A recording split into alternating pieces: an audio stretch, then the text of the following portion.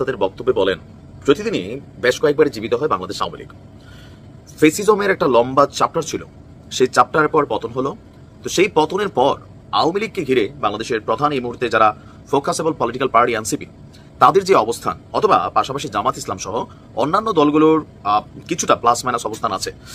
এর মাঝখানে গেল কয়েকদিন যাবত আজকেও আপনার খুলনায় আওয়ামী লীগের একটা বড় ধরনের আমি বলতে পারি ঝটিকা মিছিল হয়ে গেল এর আগে উত্তরাতে। তো প্রতিদিনই বৃদ্ধি পাচ্ছে আওয়ামী লীগের এই মানে কি বলা হচ্ছে তৎপরতা।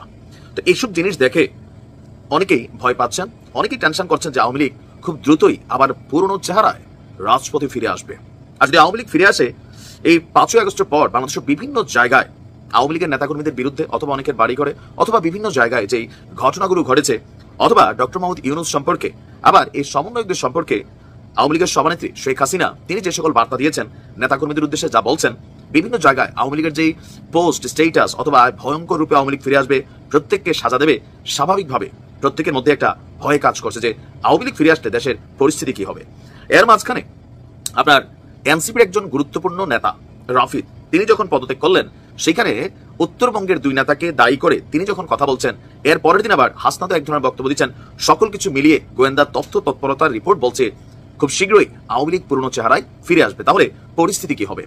রাজনৈতিক বিশ্লেষকরা বলছেন যে সতর্ক না হলে আওয়ামী লীগের এই ধরনের অপতৎপরতা আরো বৃদ্ধি পাবে এবং নির্বাচনী তফসিল ঘোষণার পর তারা পুরনো চেহারায় ফিরে আসবে, যার ফলে দেশের রাজনৈতিক পরিস্থিতি আরো অশান্ত হতে পারে। কারণ এই পর্যন্ত আওয়ামী লীগ মানে নির্বাচন করতে পারবে না বা নির্বাচন হবে না এরকম বক্তব্য কিন্তু আওয়ামী লীগের অবস্থান আমরা এখনো দেখছি না। ইভেন আওয়ামী লীগের নিষিদ্ধের ইস্যুটাও খুব বেশি এখানে ফোকাসেবল হয়নি, যেটা নিয়ে এনসিপি খুব বেশি টেনশনে আছে যে আর কয়েকদিন পরে নির্বাচনের তফসিল ঘোষণা। যেহেতু আওয়ামী লীগকে নিষিদ্ধ করা হয় নাই, আওয়ামী লীগের দলটির সভানেত্রী সহ যারা একদম লাইন লাইনে ছিলেন তাদের অনেকের বিরুদ্ধে মামলা হয়েছে, ইন্টারপোলের রেড অ্যালার্ট জারি হয়েছে, আরো অনেক কিছু হয়েছে। কিন্তু এই সকল কিছুর পরে আওয়ামী লীগকে কি বলা হচ্ছে ধরেন বিচ্ছিন্ন করা অথবা ডিভাইডেশন করা, এটা কিন্তু সম্ভব হবে না। এখন আওয়ামী লীগ পরিকল্পনা করতে পারে যে একটা টিম সামনে দিতে পারে রাজনীতি করার জন্য, বাট পেছনে আওয়ামী লীগে থাকতে পারে মানে শেখ হাসিনা বা তার পরিবার বা যারা দলটাকে লিড করছেন তারাই থাকতে পারে মূল খেলোয়াড়। এই টেনশনও আছে, যার কারণে রিফাইন্ড আওয়ামী লীগটারেও মেনে নিতে চাচ্ছে না। যেখানে সরকার বা বিভিন্ন বিশ্লেষক যারা আছেন তারা বলছেন যে তারা অন্যায় কারণে অপরাধ করে নাই, তাদের তো ভাই নির্বাচনের অধিকার আছে, দল রিফাইন্ড হিসেবে আসার সুযোগ আছে, যারা অপরাধী তাদেরকে বাদ দিয়ে যারা পরিচ্ছন্ন নেতাকর্মী তাদের রাজনীতিতে আসার সুযোগ আছে। কিন্তু এনসিপি সহ অন্যান্য দলগুলো এটাকে কিন্তু মানতে চাচ্ছে না। তাদের বক্তব্য, না ভাই, আওয়ামী লীগকে পুনর্বহাল করার কোনো ধরনের সুযোগ নেই।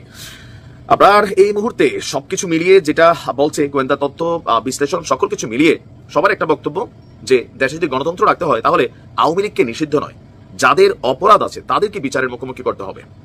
এখন এটার পক্ষেই গণতন্ত্রের যেই ধারণা বা সংজ্ঞা বা আপনি বিএনপির অবস্থান বলেন আরো বিভিন্ন দলের অবস্থান বলেন, এই জায়গাটাতে কিন্তু আটকে আছে। গোয়েন্দা তথ্যগুলো বলছে যে কিছু একটা ঘটবে, এর মধ্যে আমেরিকার সতর্কবার্তা। আবার অপরদিকে আমাদের স্বরাষ্ট্র উপদেষ্টা যিনি আছেন তিনি বলছেন যে পুলিশকে মিছিল ঠেকানোর নির্দেশ দেওয়া হয়েছে। এখন মিছিল তো বইলা কইয়া আগে থেকে পূর্ব নির্ধারিত থাকে না, ঝটিকা হুট করে আসে 200, 500, 50 জন 20 জনের একটা মিছিল হয়ে যায়, আপনি কিভাবে ঠেকাবেন? আর আওয়ামী লীগের যে বিশাল অনুসারী দেশে আছে সবাই সিচুয়েশনের কারণে ঘাপটি মেরে আছে। সিচুয়েশন বদলাই গেলে আবার রাজপথে অন্যরকম পরিস্থিতি